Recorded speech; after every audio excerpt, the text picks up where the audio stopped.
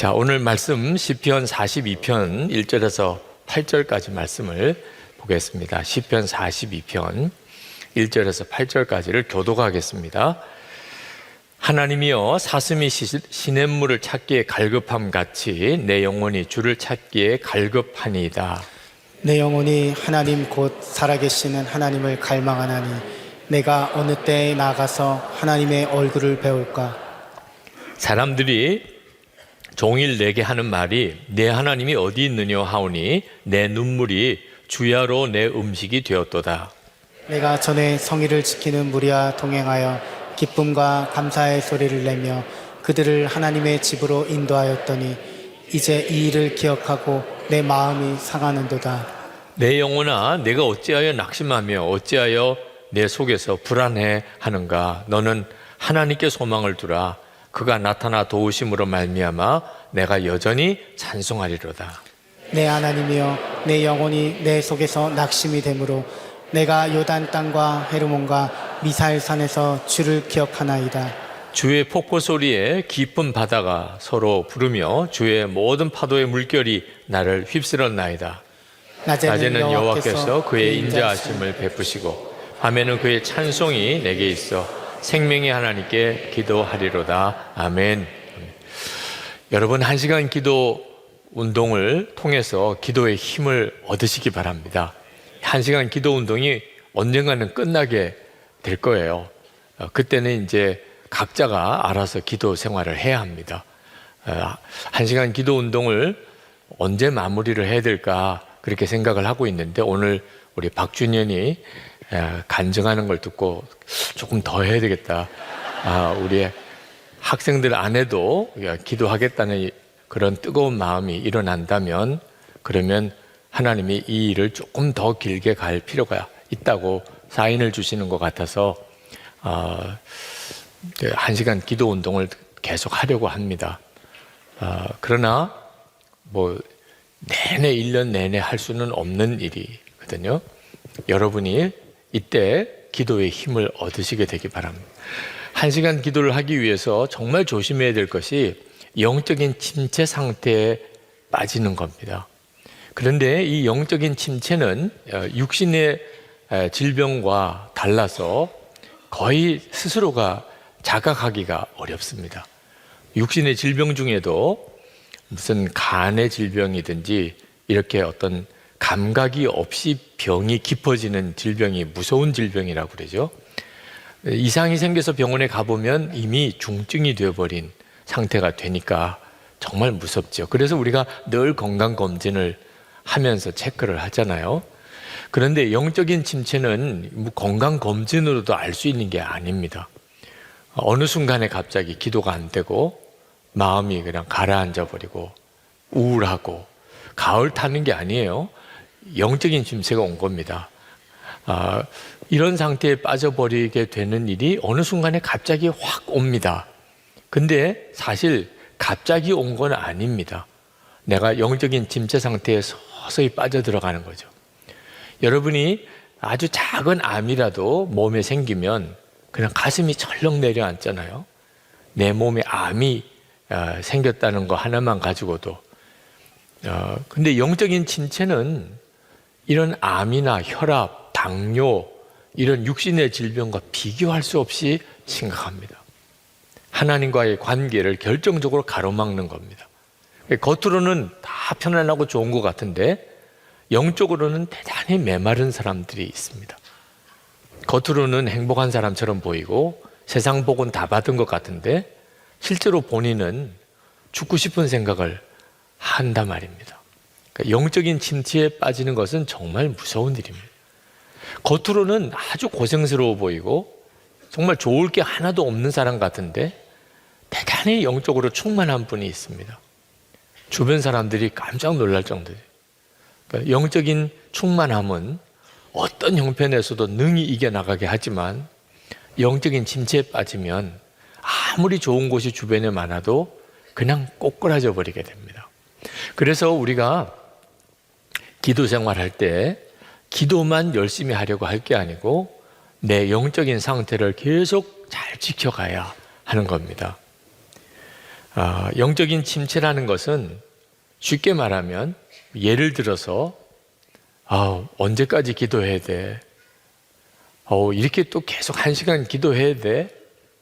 벌써 조짐이 굉장히 안 좋은 사람입니다. 네. 침체가 온 거예요, 이미. 기도가 힘든 게 아닙니다. 기도가 힘들다고 생각하는 거죠. 그죠? 하나님이 우리를 정말 사랑으로 만나주시고 주님과 데이트하는 것이 기도인데 그걸 어떤 행위로만 생각이 드니까 사실은 본인은 영적으로 굉장히 메마른 상태에 있는 거죠. 주님과 교제는 없이 기도라는 행위만 하려고 하니까 기도가 어렵게 느껴지는 겁니다.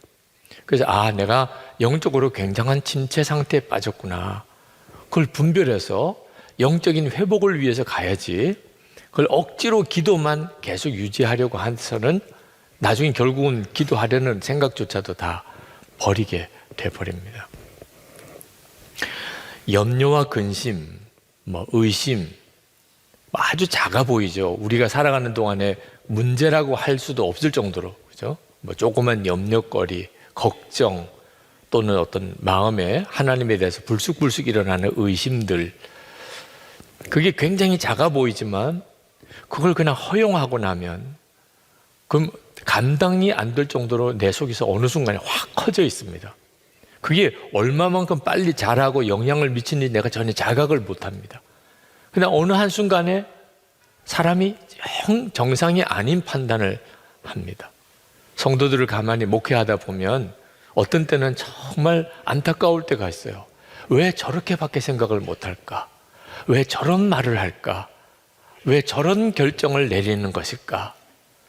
참 믿음이 좋다고 보았는데, 그리고 또 그동안에 훈련도 많이 받았는데, 은혜 체험도 많이 했는데 왜 저러실까?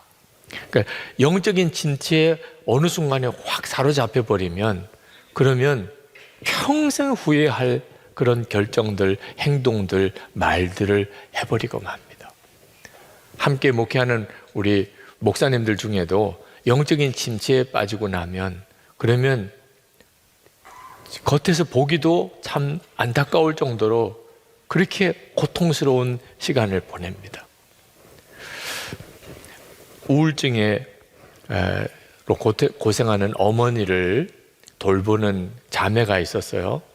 근데 나중에 그 자매도 우울증에 빠졌어요. 그 우울증에 고생하는 어머니를 계속 이게 옆에서 돕고 간병하다가 본인이 그대로 영향을 받은 거예요.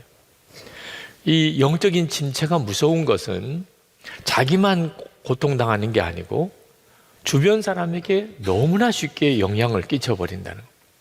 그러니까 여러분이 사명을 가지고 여러분의 영적인 상태를 잘 지켜야 돼요.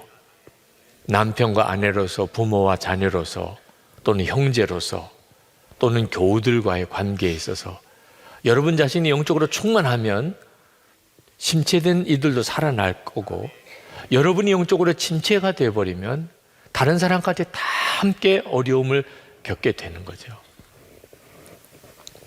오늘 시편 42편은 영적으로 침체에 빠진 시편 기자의 고백을 우리가 읽게 됩니다. 1절 2절에 하나님이여 사슴이 시냇물을 찾기에 갈급함 같이 내 영혼이 주를 찾기에 갈급하나이다. 내 영혼이 하나님 곧 살아계신 하나님을 갈망하나니 내가 어느 때에 나아가서 하나님의 얼굴을 배울까. 그러니까 하나님과의 관계가 끊어졌다는 느낌이 드는 겁니다. 내가 어떻게 하나님을 만날까? 내가 언제나 하나님의 얼굴을 뵐까? 하나님은 전혀 안 계신 것 같고 내게는 아무 말씀도 안 하시는 것 같고 내 기도에는 전혀 응답 반응도 없으신 것 같고 이런 상태에 빠진 거예요. 실제로 하나님이 그러신 건 아닙니다. 실제로 하나님이 시편 기자를 그렇게 내버려 두신 것도 아니에요. 시편 기자가 하나님을 정말 못 만나고 있기 때문에 이렇게 하는 것도 아닙니다. 시편을 나중에 읽어 내려가다 보면 시편 기자는 하나님을 만나고 있고 하나님의 음성을 듣고 있어요. 그런데도 본인은 말을 그렇게 하는 거예요. 내가 어떻게 하면 하나님을 만날고 이렇게 말을 하는 거예요. 본인 자신이 침체에 빠지면 하나님이 함께 계시고 역사하시고 말씀하셔도 전혀 들리지도 깨닫지도 못하는 거예요. 그때 하나님의 책망의 소리가 들립니다. 5절 말씀에 내 영혼아 내가 어찌하여 낙심하며 어찌하여 내 속에서 불안해하는고. 지금 내 안에서 누군가가 나에게 말을 하는 거예요. 내가 나에게 말을 하는 식으로 지금 이렇게 시편 기자가 말합니다. 내 영혼아 내 영혼아 내가 어찌하여 낙심하며 어찌하여 내 속에서 불안해하는고. 지금 완전히 영적으로 침체에 빠져 있는 내 영혼을 향하여 내가 어째서 그렇게 낙심하고 침체에 빠져 불안해하느냐. 이건 그 시편 기자의 속에 계신 하나님의 말씀이에요. 그걸 본인이 그렇게 들은 거예요. 그래서 자기가 자기에게 말하는 것처럼 이야기하지만 하나님께서 책망하시는 거예요. 침체 상태에 빠진 것 자체를 책망하시는 거예요. 어떤 때는 그렇게 하시는 하나님이 좀 섭섭하다고 느낄 수도 있지만 너무너무 안타까우시니까. 침체 상태에 빠질 일도 아닌데 본인이 하나님 어디 계시냐, 어떻게 하면 하나님 만나느냐, 시냇물을 찾아 갈급해하는 그런 사슴같이 내가 헐떡입니다. 주님을 찾아서. 이런 상태에 있는 그 영혼을 보시는 하나님의 안타까움이에요. 여러분, 우리가 다 이렇게 주님의 음성을 우리 마음속에서 듣습니다. 오늘 여기 오신 분들 중에도 하나님은 정말 나를 아실까? 내 형편을 아실까? 이런 생각하시는 분들이 여기 지금 이 시간에도 여기 계시겠습니다. 그런데 누누이 매번 말씀을 드리지만 이렇게 은혜 받는 자리에, 기도하는 자리에 오게 된 것 자체가 너무나 정확한 주님의 인도를 받고 있는 거예요. 여러분이 스스로 오신 것 같지만 성령께서 이끌지 않으면 여기 올 자가 아무도 없어요. 여러분, 우리가 우리 속에 두 말씀이 들려오는 걸 알아야 합니다. 하나는 하나님의 음성이고 하나는 마귀의 소리입니다. 어느 소리에 귀를 기울이느냐에 따라서 내 영적인 상태가 엄청난 차이가 생겨요. 지금 시편 기자가 이렇게 영적으로 낙심 상태에 빠진 이유는 어떤 사람들의 말 때문입니다. 무슨 말이냐 하면 내 하나님이 어디 있느냐. 시편 42편 3절에 사람들은 날이면 날마다 나를 보고 너의 하나님이 어디 있느냐 하고 비웃으니 밤낮으로 흘리는 눈물이 나의 음식이 되었구나. 지금 시편 기자가 굉장히 어려운 처지에 빠져 있는 것 같습니다. 그러니까 주변에 있는 사람들이 너 하나님 믿는다면서 하나님이 왜 너를 이렇게 내버려 두냐. 하나님이 계시면 너에게 뭐가 역사하겠지. 하나님이 안 계시잖아. 자꾸 이제 이렇게 영적으로 공격하고 빈정거리고 그리고 핍박하고 그게 너무 견딜 수가 없다는 거예요. 그러다 보니까 자기도 영적으로 워낙 그렇게 완전히 낙심 상태에 빠져버린 거죠. 사실 그런 말을 사람들이 하나님 어디 계시냐라고 말을 한다고 해서 하나님이 안 계셔지는 게 아닙니다. 하나님은 너무나 분명하게 살아계시고 역사하세요. 사람들이 뭐 믿든지 안 믿든지 상관없어요. 우리가 믿으니까 계신 거고 안 믿으면 안 계신 게 아닙니다. 세상 사람들은 그렇게 생각해요. 하나님 안 믿는 것 때문에 하나님 존재 자체가 없어진 것처럼 생각을 해요. 그러나 정말 그건 바보 같은 생각이에요. 그런데 우리 믿는 성도들인 우리조차도 불신자들이 하는 말 때문에 그만 마음이 확 상하는 일이 생기는 거예요. 하나님에 대해서 아주 입에 담지 못할 험한 이야기도 하고 교회에 대해서 말할 수 없는 어떤 험담을 하고 믿는 사람에 대해서 말할 수 없이 욕을 하고 한국 교회가 이제는 다 끝났다고 또 그렇게 말하고 이런 이야기를 자꾸 듣다 보면 영적인 침체가 온다니까요. 갑자기 신앙생활할 의욕도 잃어버리고 그리고 내 안에 믿음의 소망도 다 사라지고 그리고 모든 게 다 부정적으로만 보이고 그렇게 되어버려요. 영적인 침체에 나도 모르게 깊이 확 들어가 있는 겁니다. 그 다음부터는 모든 것이 다 의심이 되고 그리고 헌신의 기쁨도 다 없고 굉장히 무서운 상태에 빠지는 거죠. 결국은 기도도 안 되고 신앙생활의 기쁨이 잃어버렸고 그리고 하나님의 말씀의 은혜도 없어지고 그리고는 완전히 이제 마귀의 놀이개가 됩니다. 그러니까 마귀가 주는 말을 잘 분별해서 그냥 무시해 버려야 하는 거예요. 어느 목사님이 이제 생신이 됐는데 교인 중에 누가 문자를 보냈어요. 목사님 생신 축하드립니다. 오래오래 사네요. 이렇게 보냈어요. 네. 사세요라고 보내야 되는데 그 오타가 나서 사네요. 목사님 받아들고 너무 마음이 그렇더래요. 오래오래 사네요. 그냥 웃고 넘어가면 될 일인데 계속 묵상이 되면 이제 문제가 되는 겁니다. 이분이 내가 오래 산다고 지금 뭐라고 말을 하는 건가. 부산의 정자성 목사님 한번 청년들하고 교회 행사 준비하고 그리고 수고하고 애쓴 청년들에게 문자를 보냈대요. 너희들 수고 많았다. 잘 지내라. 그때는 또 답장이 금방 왔대요. 목사, 니도 잘 사세요.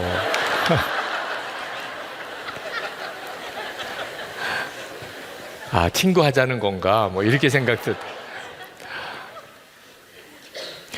아무것도 아닌 것 같던 말들이 때때로 우리 마음을 이상하게 뒤집어 놓을 때가 있습니다. 알고 보면 그런 뜻으로 한 것도 아닌 경우도 많고, 그죠? 또 그렇다고 그러더라도 무시하면 아무것도 아닐 일인데도 우리가 영적인 침체에 빠지는 일이 무슨 엄청나고 거창한 일이 일어난 게 아니고 아무것도 아닌 것 같던 말 한마디 내가 들은 것들을 내가 가슴에 두면서 스스로 속이 이제 썩어 들어가는 거죠. 그리고 메말라 버리는 거예요. 여러분, 시편 기자에게 낭망이 될 만큼 그렇게 형편과 처지가 어려웠지만 사실 그는 낭망할 이유가 없는 사람이었어요. 하나님의 엄청난 큰 은혜 가운데 있었습니다. 이유는 그는 계속 하나님의 음성을 듣고 있었어요. 우리가 주님이 우리와 같이 계시다는 것을 어떻게 압니까? 눈으로 봅니까? 주님이 우리와 함께 계시다는 것을 아는 것은 주님이 내게 말씀하시는 것이 내게 들리는 것 때문에요. 오늘 여러분들이 이렇게 찬양하고 기도하고 지금 말씀을 같이 듣는데 여러분의 마음의 심령 속에 주님이 말씀하시는 것은 다 다릅니다. 여러분과 주님과 사이에서만 되어지는 여러분 안에서의 대화가 있어요. 여러분이 그 사실에 대해서 깨닫게 되는 순간에 정말 전율할 일입니다. 주님은 지금 나를 알고 계시고 지금 나와 함께 계시고 지금 나에게 역사하세요. 그 모든 것들이 내가 주님의 음성을 내 생각 속에서 듣는 것입니다. 근데 이 시편 기자가 주님이 그렇게 말씀하시는 것을 계속 듣고 있는 거예요. 5절에 보면 내 영혼아 내가 어찌하여 낙심하며 어찌하여 내 속에서 불안해하는가. 그리고 또 들립니다. 너는 하나님께 소망을 두라. 그가 나타나 도우심으로 말미암아 내가 여전히 찬송하리로다. 분명히 낙심 상태에 빠져 있는데 또 가만히 보면은 하나님의 음성을 그는 계속 듣고 있는 거예요. 오늘 여러분도 똑같습니다. 경제적으로 굉장히 어렵고 또 몸도 많이 아프고 또 여러분이 하고 있는 일에 어떤 큰 어려움과 실패가 왔다 하더라. 나는 아무것도 남은 게 없는 것 같아. 이런 처지에 있어도 주님이 이 시간에 여러분에게 은혜를 주시고 간절함을 주시고 사모함을 주시고 회개할 마음을 주셨다면 주님은 여러분과 함께 계신 거예요. 주님만 함께 계시다면 요셉이 종으로도 팔려가고 감옥에 끌려가고 다니엘이 바벨론의 포로로 잡혀가도 주님이 함께 하신다면 오히려 하나님의 역사를 이루잖아요. 그러므로 우리가 내가 마음에 낙심이 되고 영적으로 침체에 빠졌을 때 주의 음성에 귀 기울여야 됩니다. 오늘 이 밤에 여러분이 정말 그렇게 하셔야 돼요. 여러분에게 주시는 주님의 음성을 여러분이 정확히 붙잡아야 됩니다. 지금도 그렇게 말씀하고 계세요. 여러분 각자에게. 성도들 중에는 목사님 말씀을 들으면 주님의 음성 듣는 게 간단한 것 같은데 실제로는 너무너무 어려워요. 그러니까 주의 음성을 듣는 일에 대해서 굉장히 힘들어 하시는 분들이 많이 있습니다. 그건 특별히 문제가 있는 경우가 아니고 아주 자연스러운 일입니다. 이유는 하나예요. 그동안에 주님의 음성을 들으며 살려고 하지 않았었기 때문에 지금 어려움을 겪는 것뿐입니다. 근데 주님의 음성을 들으려고 정말 여러분이 주님께 계속 집중하고 또 집중하고 귀 기울이고 살아보면, 그러면 아주 누구나 다 성도는 자연스럽게 주님이 함께 계시고 말씀하시고 인도하심을 다 경험하게 됩니다. 오늘 같은 경우도 이렇게 집회에 오셨는데, 성령 집회에 설교하는 설교자, 찬양 인도자, 그죠? 그리고 기도 인도자, 그리고 이제 성령 집회 전체적인 진행 순서, 또 뭐 이 예배당의 여러 환경들, 이런 데만 초점을 맞춰서 집회 참석하고 갈 수도 있어요. 그죠? 그 나름대로 뭐 좋았다 나빴다 할 수도 있는 거죠. 그러니까 주님의 음성을 듣는 게 잘 안 된다고 말하는 거예요. 누누이 말씀을 드립니다. 설교자인 저도 사실 의미가 없어요. 주님이 저를 통해서 여러분에게 말씀하시는 통로일 뿐이죠. 기도 인도하시는 분도 오랜 동안 기도 준비하는 동안에 하나님이 우리 모두에게 기도하라고 하시는 제목을 같이 나누는 것뿐이에요. 찬양 인도자도 여러분이 주님을 찬양하도록 돕는 것뿐입니다. 여러분이 계속 모든 순서에 주님께 주목하는 것, 주님이 나에게 말씀을 주실 줄 믿고 기다리는 거예요. 물론 내가 그렇게 기다렸는데 잘 모르겠어요. 그렇게 귀를 기울이는데 내게 뭔가 말씀하시는지 잘 분별이 안 돼요. 그런 단계를 누구나 다 지나간다는 걸 알아야 됩니다. 그래서 안 되나 봐, 뭐 나는 모르겠어, 이렇게 덮어버리니까 죽을 때까지 주님의 음성을 못 듣는 거예요. 잘 못 듣겠다 그러면 일기에 써요. 오늘은 아무리 주님의 음성을 들으려고 해도 하나도 안 들린다, 이렇게 쓰시라니까요. 네, 그게 나중에는 큰 증거가 되는 거. 내가 2018년 11월 2일 금요일 저녁에는 하나도 못 들었다, 확실한 증거가 일기 속에 나와 있다. 근데 지금은 내가 듣는다. 얼마나 놀라운 일이에요. 아마 오늘 답답함을 기록한 사람이 내일은 할렐루야 이렇게 고백하게 될 수 있어요. 그러니까 자신의 변화를 보면서 하나님은 지금도 정말 역사하시는구나 하는 걸 알게 되고 다른 사람을 돕게도 되는 겁니다. 우리가 주님께 정말 주의 음성을 들으려고 귀를 기울이지 않으니까 주님이 내게 말씀하셔도 내가 못 알아듣는 거예요. 하나님은 우리에게 이렇게 말씀하시면 우리는 주님의 말씀이 안 들린다고 자꾸 말하지만 하나님은 너희들은 내 말을 듣지 않으려고 하는구나. 어느 쪽이 더 진짜일 것 같아요? 주님은 나에게 말씀 안 하신다.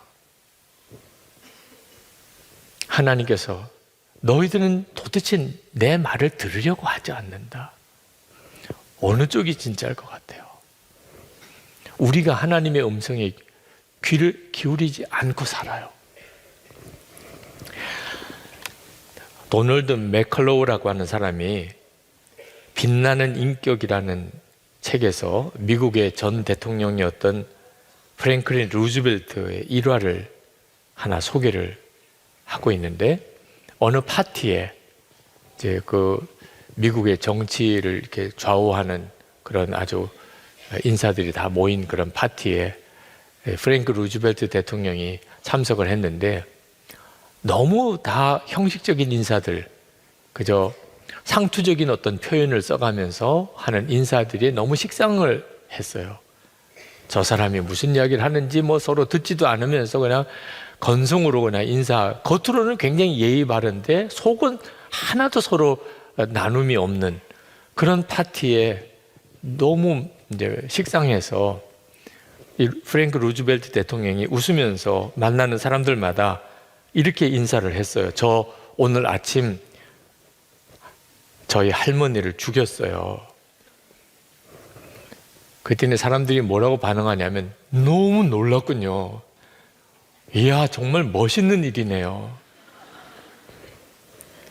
정말 정이 많으시군요. 앞으로도 계속 그렇게 되기를 바랍니다. 안 듣는 거예요, 안 듣는 거. 지금 프랭크 루즈벨트가 뭐라고 이야기했는지 전혀 안 듣고 무조건 반응을 하여튼 뭐 좋은 이야기겠지 뭐 잘했다는 거겠지. 그래서 정말 너무 놀랐군요. 정말 귀한 일을 하셨네요. 앞으로 계속 그렇게 하세요. 할머니를 죽였다는데 계속 그렇게. 한 외교관 한 사람만 귓속말로 말하기를 할머니께서 죽을 짓을 하셨겠죠. 정말 말도 안 되는 이야기를 한 거예요. 왜? 상대방 비위를 맞춰주려고 이야기를 해야 되니까. 외교관들은 주로 그렇잖아요. 그래도 이 외교관이 그나마도 듣기는 들은 거예요. 프랭크 루즈벨트 대통령이 할머니 죽였다는, 아침에 죽였다는 말을 듣기는 들은 거예요. 그러니까 할머니가 죽을 짓을 했겠지. 이렇게 반응을 해준 것뿐이에요. 그 일화를 그 책 속에서 쓰고 있어요. 남의 말 안 듣는 거예요. 누가 뭔가를 말해주고 싶고 자기를 위해서 좀 기도 부탁도 해도 우리는 다른 사람의 감정, 생각, 형편 전혀 안 듣는 겁니다. 끊임없이 자기 이야기만 해요. 자기 이야기만. 정말 속 터지는 일이죠. 그런데 하나님과 우리 사이는 더 심합니다. 우리가 사람을 만나서 육성으로 듣는 게 아니고 내 마음의 생각으로 주님이 주시는 것을 듣는 것이기 때문에 우리가 조금만 주님께 귀 기울이는 마음이 없으면 주님이 내게 주시는 생각이 주님의 생각인 줄 전혀 깨닫지 못하고 지나가요.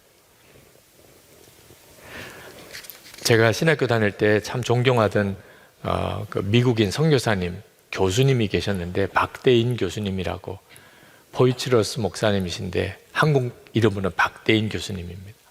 그분이 한국에서 사역을 마치고 지금 미국에 가 계신데 한 번 어느 한인교회 집회 때 그 이야기를 하셨어요. 한국에 사역하실 때 이야기를. 제일 어려웠던 것 중에 하나가 우리 한국 사람들에게, 목사님이나 또는 신학생들, 제자들에게 무슨 이야기를 이렇게 하면 알겠습니다 라고 이렇게 말을 한다는 거예요. 그래서 알았구나, 내가 하는 말을 다 알았구나, 그래서 이제 그렇게 하겠구나, 그렇게 생각을 하면 지나고 보면 전혀 말도 안 들은 사람처럼 그렇게 행동하는 걸 보고 깜짝 놀랐어요. 분명히 알았다고 했는데. 그래서 나중에 가서야 알았대요. 알았습니다고 하는 말에는 두 가지 의미가 있다는 거예요. 그냥 들은 곳으로 넘긴다는 뜻이고, 또 하나는 진짜 깨달았다, 무슨 말인지 알겠다, 내가 그렇게 하겠다, 이런 두 가지 의미가 함께 있는데 다 같이 쓴다는 거예요. 여러분의 영적인 침체가 언제 오냐면 주님과의 어떤 이런 계속되어지는 관계를 내가 진짜 믿지 못하고 주님께 귀 기울이지 않으니까 내 속에서 주님의 음성이 들리는데도 내가 어떻게 하면 하나님을 만날고, 이런 탄식이 나오는 겁니다. 근데 여러분이 주님의 음성을 제대로 알아듣기 시작하면, 그러면 내 형편과 처지가 지금 전혀 변한 게 없고 더 어려워져 가더라도 내 속에서부터 담대함이 생깁니다. 주님이 나와 같이 계시잖아. 여전히 나와 같이 계시잖아. 내게 말씀하시잖아. 한 번은 세례 받은 지 그 다음 주 토요일에 그 직장 회식 때문에 완전히 그냥 엉망진창이 되어버린 사람이, 청년이 찾아온 적이 있었습니다. 그렇죠. 완전히 낙심이 돼서 왔어요. 나는 세례 받은 것도 다 가짜고, 또 예수 믿은 것도 다 나는 거짓이고, 술 취해가지고 막 주정을 그렇게 하더라고. 왜 그런가 하고 알아봤더니 그 직장 회식 때 1차, 2차, 3차 가면서 온갖 난잡한 일을 하고, 그리고는 집으로 돌아오는 길에 가슴이 무너져 버린 거예요. 세례받은 지 이제 한 주일도 안 됐는데, 그 서재에 제 불이 켜져 있는, 방에 불이 켜져 있는 걸 보고 저를 찾아오시고, 제가 그분에게 앉으라고, 자리에 앉으라고 그러고, 에베소서 4장 30절 성령을 근심케 하지 마라, 내가 구속의 날까지 인침을 받았느니라, 그 말씀을 읽게 해드렸어요. 정말 세례받은 것도 허사고 구원받은 것도 거짓이라면, 그러면 지금 왜 그렇게 괴로우냐? 술은 잔뜩 취해가지고, 그리고는 왜 그렇게 마음은 괴로워하냐?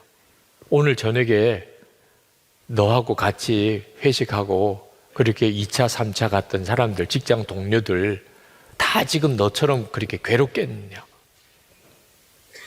집에 가서 발 닦고 자지. 근데 왜 너는 그렇게 괴로워서 목사를 찾아오고 이렇게 우냐? 내 속에 계신 성령께서 근심하시니까. 그러니까 너가 괴로운 거잖아. 하나님이 너를 정말 떠나셨다면, 너 세례받은 게 가짜라면 있을 수가 없잖아. 지금 너 괴로운 것 자체를 설명할 방법이 없잖아. 정말 그 서재 바닥에 무릎을 꿇고 막 통곡을 하고 울어요. 음성을 들은 거죠. 내가 너를 버리지 않았다.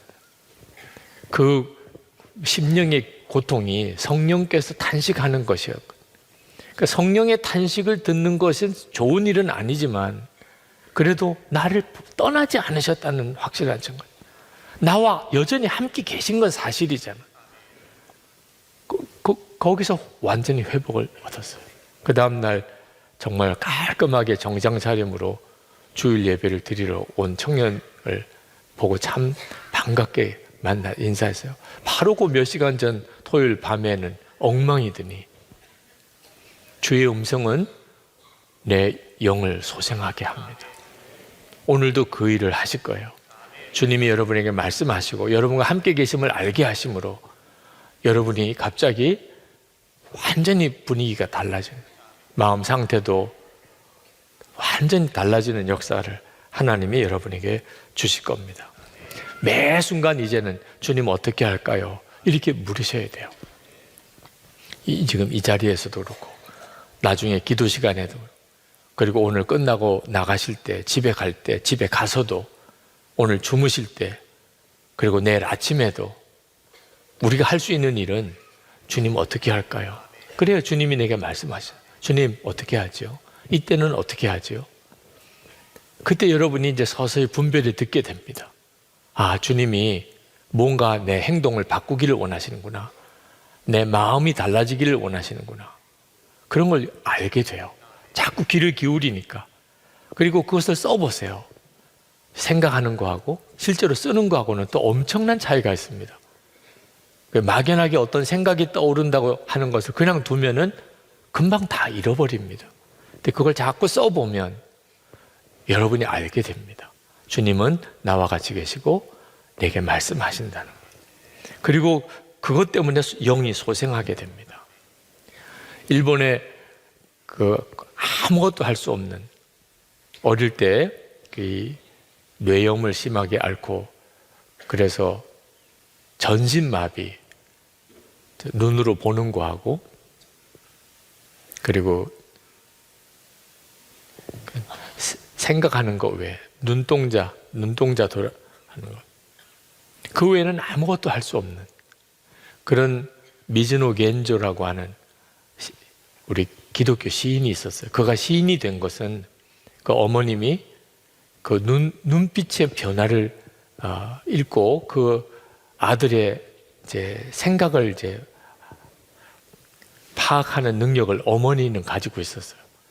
어느 날 그 동네 목사님이 그 미즈노 겐조가 13살 때 그렇게 됐는데 너무 안타까워서 와서 성경책을 하나 주고 갔어요. 왜? 눈으로 볼 수는 있다니까. 근데 그 어머니가 그 아들에게 성경책을 보여주고 그리고 이제 조금 귀로 들을 수 있는 것에 성경을 읽어주면서 뭐라고 설명할 수 없는 눈빛의 변화를 봅니다. 뭔가가 일어나요, 그 아이 속에. 그래서 무슨 변화가 있으며 무슨 말을 하고 싶을까?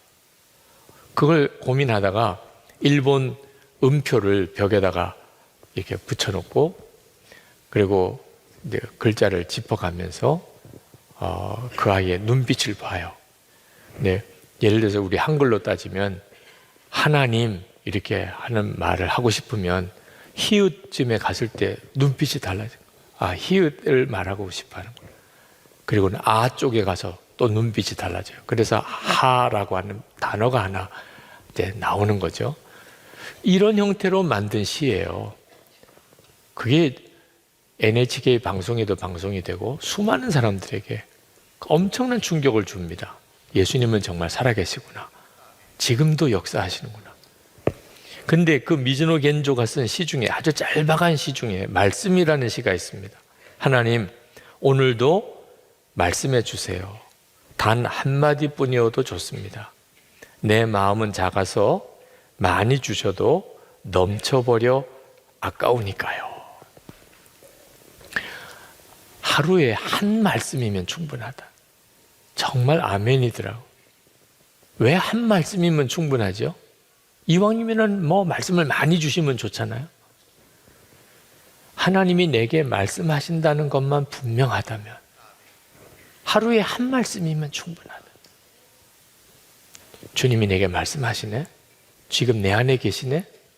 그게 너무 분명하다면 그러면 나머지 내 모든 문제는 사실 걱정할 문제가 없어요. 주님이 하자는 대로, 주님이 가자는 대로 가면 되는 거예요. 어느 목사님 사모님이 위암 진단을 받고 남편 목사님에게 막 화가 엄청나게 났어요. 사모님이 위암이 된 거는 남편 목사님 때문이라고 생각이 들었어요. 남편 목사님이 좀 잘하면 설교도 잘하고 목회도 잘하고 나에게도 잘해주면 내가 이렇게 암에까지 걸리진 않았을 거 아니냐. 무정하고 또 무능력하고 뭐 그래서 내가 이렇게 고생하다가 이렇게 암에 걸렸다. 다 당신 때문이야. 이런 마음이 그냥 마음에 원망이 가득했어요.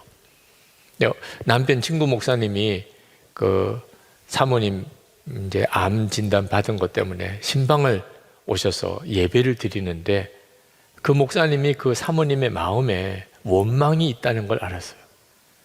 이건 이 암 치료에 정말 치명적인 장애물이거든요. 내 마음속에 원망이 있는 거. 하나님의 성령이 역사할 수 없는 가장 큰 걸림돌이기도 하고.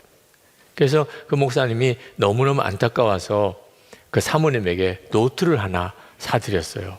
그리고 감사할 제목을 좀 쓰세요.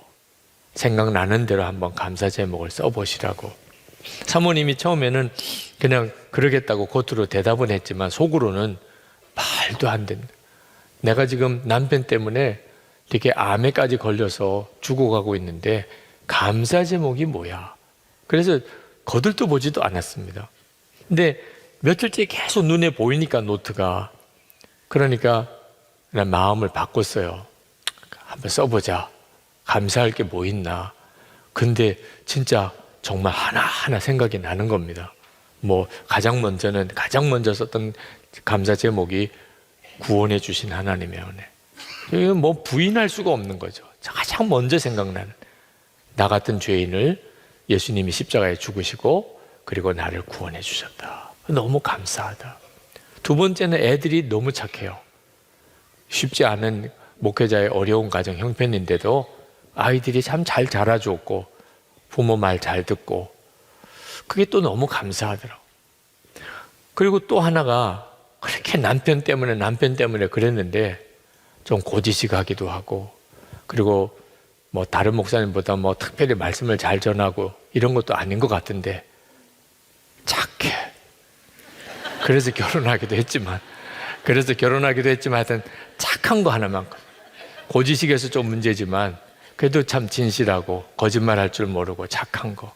너무 감사하다는 생각이 듭니다. 감사하다. 이렇게 써 내려가다 보니까 노트가 다 쓸 정도로, 모질할 정도로 감사 제목이 계속 나오는 거예요. 그러면서 사모님이 마음으로 하나님 앞에 회개가 터진 것이 불평하고 원망했던 죄가 크구나 깨닫고 그렇게 회개하고, 그리고 감사 제목이 이렇게 많은 거 가지고 감사하고 그렇게 지내면서 사모님의 분위기가 완전히 달라졌어요.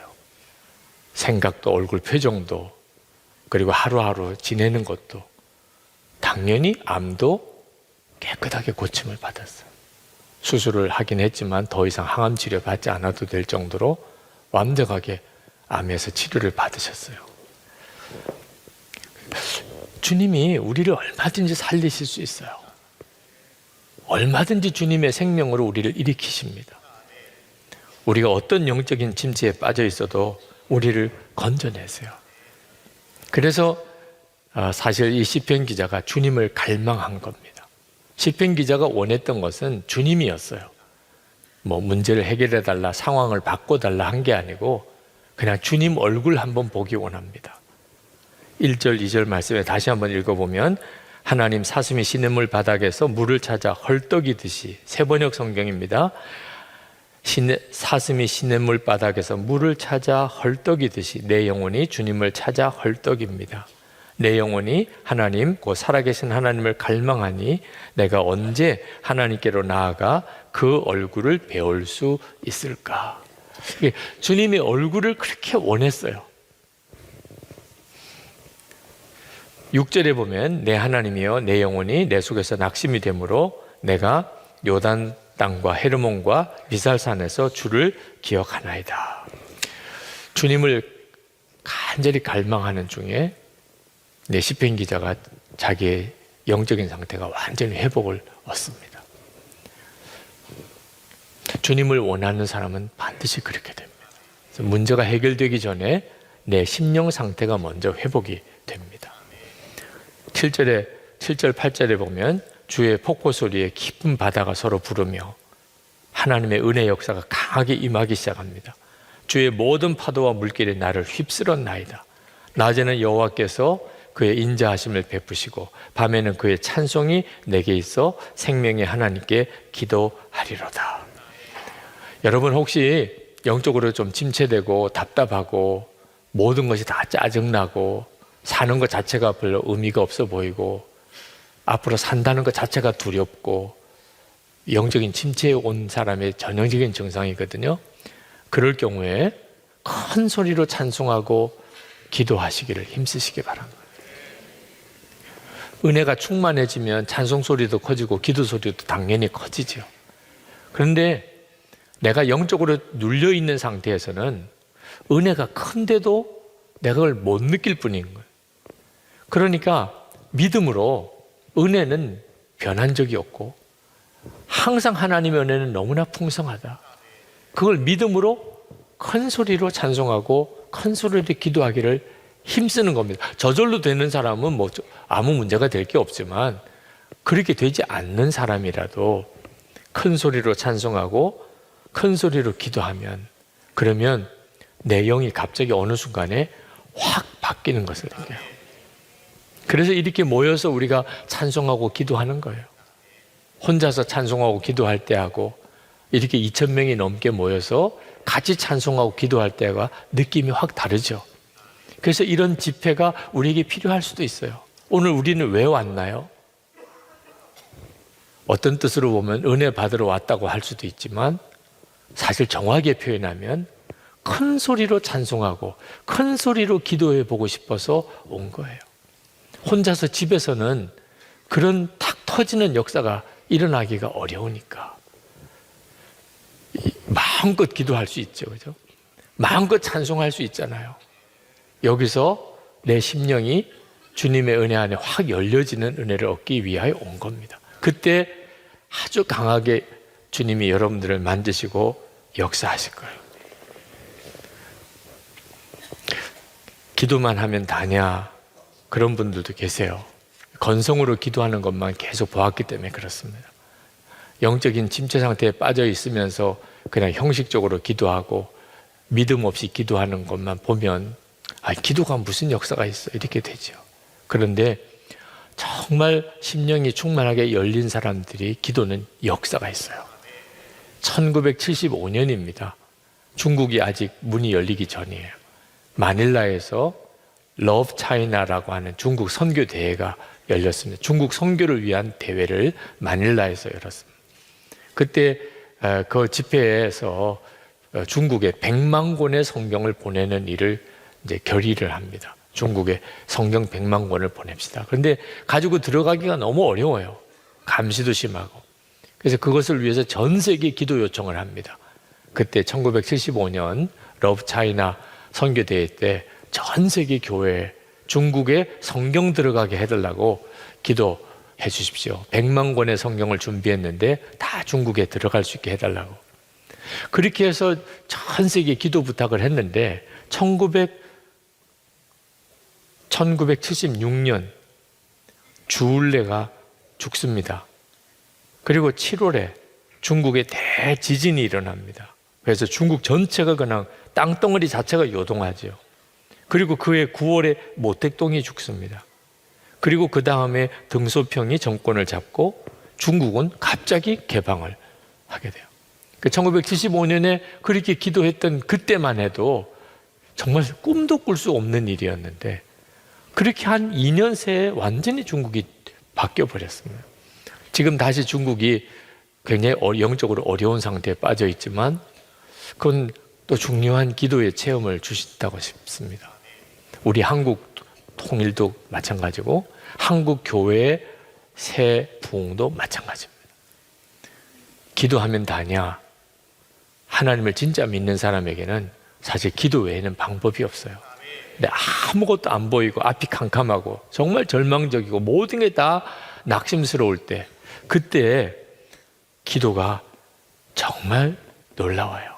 그리고 그때 기도한 사람만이 이제 하나님의 역사가 나타날 때 영적으로 확 열립니다. 기도를 하고 하나님의 역사를 본 사람하고 기도하지 않다가 하나님의 역사를 본 사람하고는 똑같은 사건을 보았는데 영적인 충격과 영향은 완전히 달라져요. 그래서 오늘도 여러분이 성령께서 여러분에게 도무지 답답하기만 하고 어떤 응답의 조짐도 보이지 않고 그런 문제들이라 하더라도 기도를 시키시면 하나님이 무슨 역사가 있구나. 그죠? 기도를 시키실 때는 뜻이 있다는 믿고 담대하게 기도하시기 바랍니다.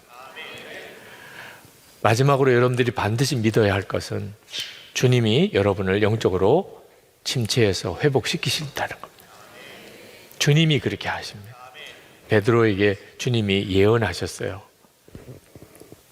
누가복음 22장 31절부터 보면 시몬아 시몬아 보라 사단이 밀가부르듯 하려고 너희를 청구하였으나 그러나 내가 너를 위하여 내 믿음이 떨어지지 않기를 기도하였노니 너는 돌이킨 후에 내 형제를 굳게 하라. 근데 예수님이 이제 사탄이 너를 완전히 사로잡으려고 그렇게 발버둥을 치고 너가 그렇게 넘어지게 될 거다. 그런데 그 사탄이 너를 내놔라고 요구하는 일이 벌어지게 될 거다. 근데 내가 너를 위해서 기도하노니 너가 떨어진 후에 다시 일어나서 회복해서 내 형제들을 굳게 하라. 뭐 이런 말씀을 하신 거예요. 근데 베드로가 그 뒤에 읽어보면 아무런 대답을 안 해요. 상식적으로 생각하면 그런 엄청난 일을 하시겠다고 하셨으면 감사합니다. 정말 그렇게까지 해주시니 정말 몸둘 바를 모르겠습니다. 뭐 이렇게라도 해야 되잖아. 사람이 예의가 있으면. 근데 베드로가 아무 말을 안 해요. 캠블 몰간 목사님이 주석을 이렇게 하면서 이렇게 썼어요. 베드로가 그날 너무 충격을 받아서 말을 할 수가 없습니다. 두 가지 충격이에요. 사탄이 자기를 완전히 사로잡으려고 밀가부르듯 그렇게 자기를 청구하고 있다는 거예요. 이것도 정말 놀라운 일이고 또 하나 두 번째는 주님이 나를 위해서 기도하고 있다.